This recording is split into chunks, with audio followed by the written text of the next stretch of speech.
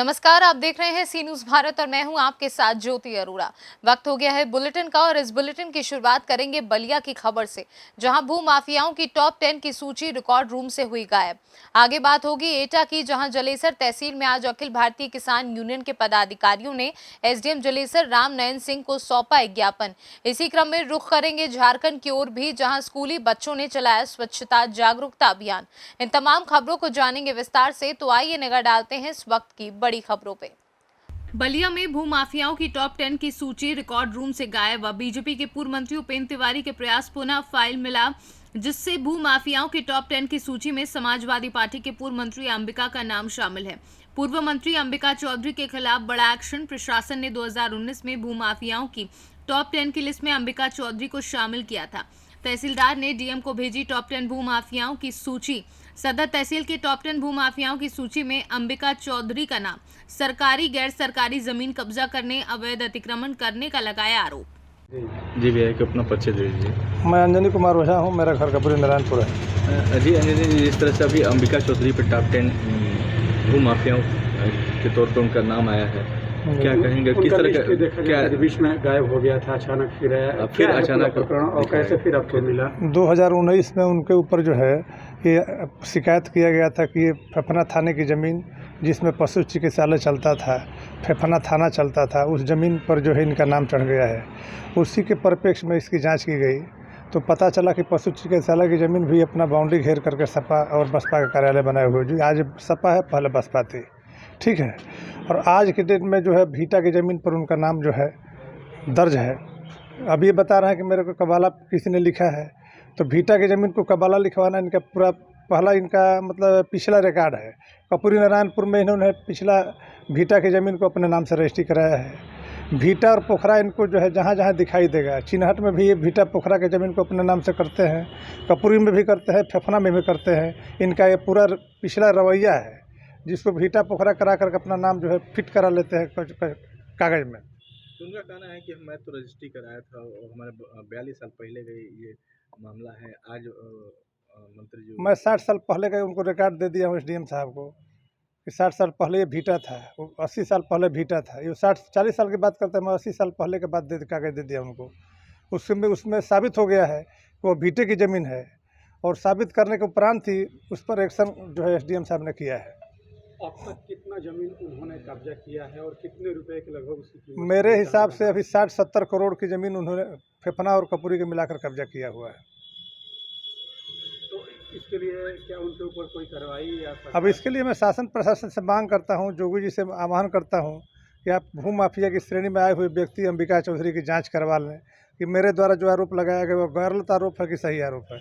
अगर मेरे द्वारा गलत आरोप लगाया गया है तो मेरे ऊपर कार्रवाई कर दिया जाए, और मेरे द्वारा अगर कार्रवाई जो आवेदन दिया गया है, जो शिकायत किया गया है, वह शिकायत यदि सही है तो माननीय जोगी जी से अनुरोध करूँगा कि अंबिका चौधरी के खिलाफ कार्रवाई किया जाए।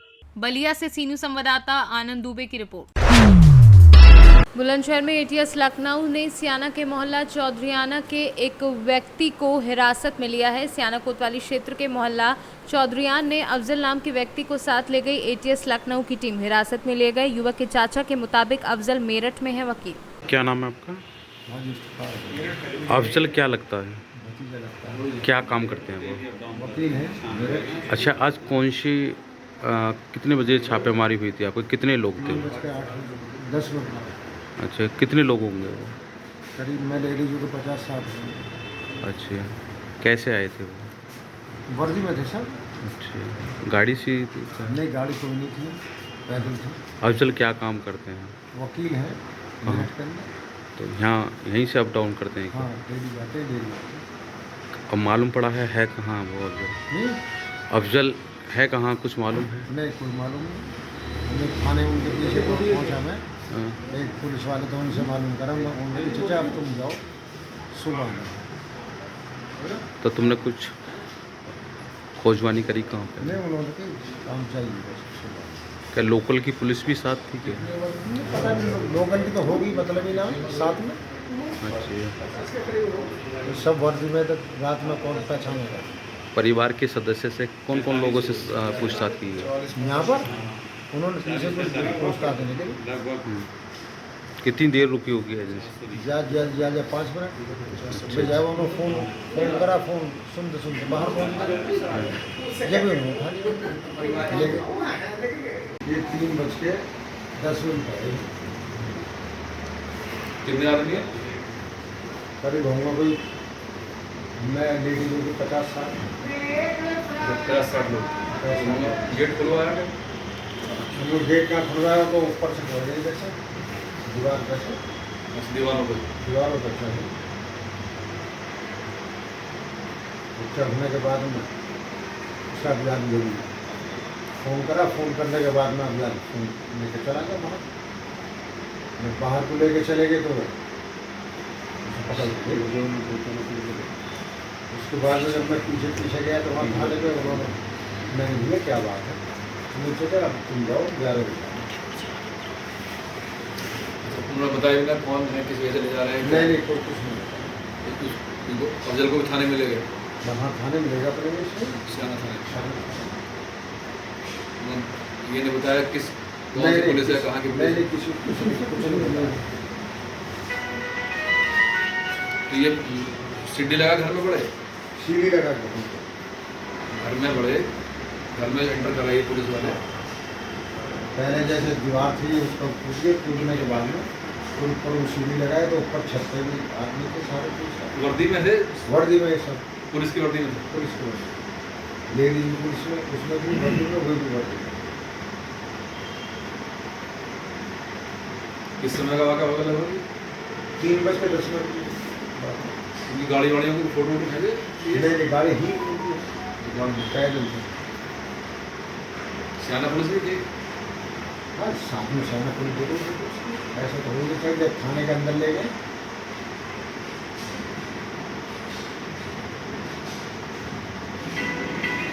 बुलंदशहर से सीनू संवाददाता नितिन सिंह राजपूत की रिपोर्ट। खबर उत्तर प्रदेश के जनपद एटा से है, जहां जलेसर तहसील में आज अखिल भारतीय किसान यूनियन के पदाधिकारियों ने एसडीएम जलेसर राम नारायण सिंह को एक ज्ञापन सौंपा।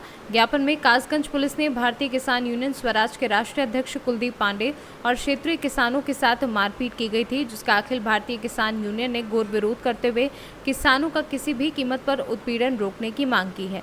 ज्ञापन सौंपने के दौरान संगठन के कई पदाधिकारी और किसान मौजूद रहे। संजीव प्रधान, राष्ट्रीय संयोजक अखिल भारतीय किसान। आज जलेसर जो ज्ञापन दिया गया, क्या ज्ञापन का क्या मांगी थी आपने? कासगंज जनपद में संयुक्त किसान मोर्चा के नेता कुलदीप पांडे जी पर धरना प्रदर्शन के दौरान जो लाठीचार्ज हुआ उसका विरोध करते हैं और प्रशासन से मांग करते हैं दोषियों के विरुद्ध कार्रवाई की जाए। कार्रवाई नहीं की जाएगी तो आंदोलन उग्र होगा, जिसकी समझ जिम्मेदारी शासन प्रशासन की होगी। किसी भी कीमत पर किसानों का उत्पीड़न बर्दाश्त नहीं होगा।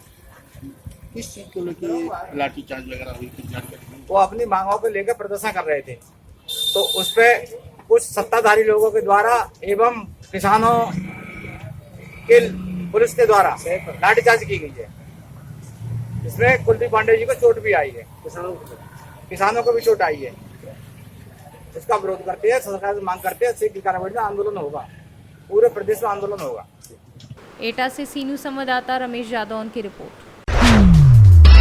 स्वच्छता अभियान के द्वारा स्कूली बच्चों ने लोगों को शिक्षा के बारे में जागरूक किया। विद्यालय निर्देशक राजेश कुमार प्रजापति के नेतृत्व में अभियान चलाकर बच्चों के साथ साथ लोगों को भी स्वास्थ्य के बारे में जागरूक किया। स्कूल प्रांगण में स्वच्छता जागरूकता अभियान की शुरुआत की गई, जो बस स्टैंड से गली तक रैली के माध्यम से लोगों को जागरूक किया गया। झारखंड से सीनू संवाददाता अमित कुमार शर्मा की रिपोर्ट। जनपद उन्नाव के अजगैन थाना क्षेत्र में गौकशी करने वाले 4 अभियुक्तों का अजगैन पुलिस ने धर दबोचा है। बीते 22 सितंबर को राजकिशोर पुत्र लाला निवासी गुरसहाय खेड़ा थाना अजगैन घर के बाहर खूंटे से बंधे बैल अज्ञात चोरों ने बैलों को चुरा कर ले गए।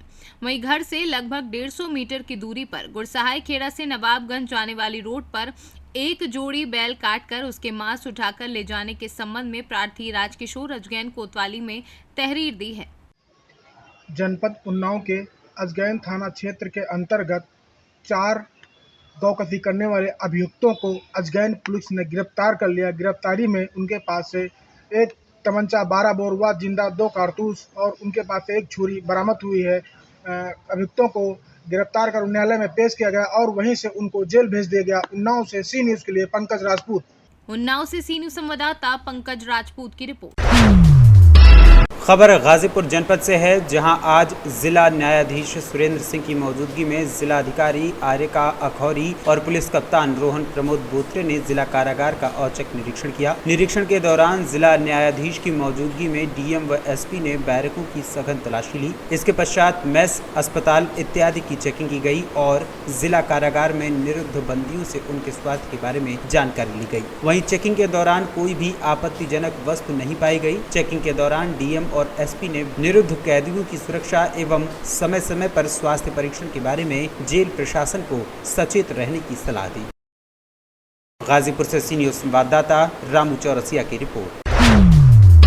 झांसी जनपद में बड़े ही धूमधाम से श्रीमद् भागवत कथा का शुभारंभ किया गया। इस मौके पर महिलाओं ने बड़ी माता मंदिर से कलश यात्रा के साथ पारीक्षत रामदेवी द्वारा पीतल का कलश और नाथुराम कुशवाहा द्वारा श्रीमद् भागवत कथा पुराण के साथ दिवाले मंदिर से पूजा अर्चना के साथ 7 दिवसीय श्रीमद् भागवत कथा का शुभारंभ किया गया। कथावाचक ब्रजेश त्रिपाठी शास्त्री ने श्रद्धालुओं को गोकर्ण प्रसंग सुनाया। कार्यक्रम में बड़ी संख्या में श्रद्धालु मौजूद रहे। झांसी से सी न्यूज़ संवाददाता धीरेन्द्र सोनी की रिपोर्ट। महाराजगंज जनपद के विकासखंड मिठौरा के ग्राम सभा टिकर में स्थित प्राचीन मां भद्रकाली मंदिर में नवरात्रि के प्रथम दिन भव्य आरती की गई। लोगों का मानना है कि मां भद्रकाली के दरबार से कोई खाली हाथ नहीं गया है तथा मां भद्रकाली सबकी मनोकामनाएं पूर्ण करती हैं और नवरात्रि के 9 दिन मां की आरती की जाती है, जिसमें समस्त ग्रामवासी एवं कीर्तन मंडली के द्वारा नवरात्रि के 9 दिन मां भद्रकाली की पूजा एवं आराधना की जाती है। महाराजगंज से सी न्यूज़ संवाददाता आशुतोष द्विवेदी की रिपोर्ट। मुजफ्फरपुर जिले के बंदरा प्रखंड एवं आसपास के इलाकों में इन दिनों ज्यादातर लोग चर्म रोग बीमारी की चपेट में आते रहे हैं। लिहाजा बंदरा प्रखंड मुख्यालय स्थित पीएचसी में ओपीडी में औसतन करीब 30% लोग चर्म रोग से पीड़ित आ रहे हैं। स्वास्थ्य विभाग के चिकित्सा कर्मियों ने बताया कि पिछले 1 महीने के अंदर चर्म रोग का प्रकोप क्षेत्र में बढ़ गया है। यहाँ लगभग गांव में चर्म रोग से जुड़े हुए मरीज सामने आ रहे हैं। चिकित्सकों का बताना है कि वैसे तो ये छुआछूत की बीमारी मानी जाती है, एक दूसरे के संपर्क में आने से ये बीमारी बढ़ती रहती है। बरसात का समय होने की वजह से चर्म रोग का प्रकोप ज्यादा तेजी से फैलता है, क्योंकि बरसात में गंदगी ज्यादा बढ़ जाती है और जल जनित नमी की वजह से ये बीमारी और भी फैलती रहती है। सर, यहाँ पर जो चर्म रोग से जुड़ा हुआ ज़्यादा मामला आ रहा है, आप चूँकि देख रहे हैं, क्या मामला है, मतलब किस तरह से पेशेंट आ रहे हैं? हाँ, चर्म रोग का दिनाय का पेशेंट है ज़्यादातर जी, और खुजली का है, एडिमा का है, इस टाइप का मरीज काफ़ी है और पूरे ब्लॉक से आते हैं और प्रतिदिन लगभग टोटल पेशेंट का 30% अप्रॉक्स जी मरीज आते ही। ये कब से बढ़ा है इसका लेवल? हम लोग तो देख रहे हैं कि साल 1.5 साल से कंटिन्यू है। तो बंदरा का ज़्यादातर इलाके में लोग चर्म रोग से प्रभावित लग रहे हैं, तो ऐसा क्यों हो सकता है, मतलब उसका वजह क्या हो सकता है?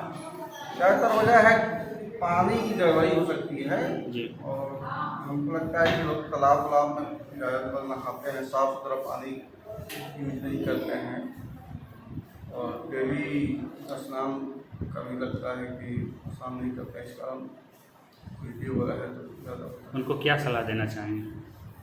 उनको मैं सलाह दूंगा कि साफ़ सफाई पर ध्यान दें और स्वच्छ पानी का इस्तेमाल करें, डेली नहाएं। पीएचसी से दवाई दी जा रही है उन लोगों को? हाँ, पीएचसी से जो यहाँ पे दवा है जी, दिया जाता है। क्या परिचय हुआ? मेरा नाम डॉक्टर नौशाद अहमद, चिकित्सा पदाधिकारी, प्राथमिक स्वास्थ्य केंद्र। मुजफ्फरपुर से सी न्यूज़ संवाददाता दीपक की रिपोर्ट। खबर राजस्थान से है, जहां भाजपा जिला उपाध्यक्ष कालूराम मीणा ने नवरात्रि के पहले दिन अकलेरा नगर के नई बस्ती में मां शेरावाली गरबा मंडल कार्यक्रम और मनोहर थाना के ग्राम गड़ावली में बाबा रामदेव भंडारा व भजन संध्या कार्यक्रम में शिरकत की। इस दौरान कालूराम मीणा का आयोजक समिति, कॉलोनी वासियों एवं ग्रामवासियों के द्वारा ढोल नगाड़ों एवं आतिशबाजी के साथ जोरदार स्वागत किया गया। इस मौके पर कालूराम मीणा ने मां दुर्गा की महाआरती कर मां शेरावाली, गरबा मंडल व भंडारे में 21-21 हजार रुपए की सहयोग राशि भेंट की। वहीं कार्यक्रम में मुख्य अतिथि के तौर पर आमंत्रित करने के लिए आयोजक समिति का आभार भी व्यक्त किया। अकलेरा राजस्थान से सीनियर संवाददाता भगवान सिंह की रिपोर्ट। फिलहाल इस बुलेटिन में बस इतना ही। देश और दुनिया की बाकी खबरों के लिए आप देखते रहिए सी न्यूज़ भारत।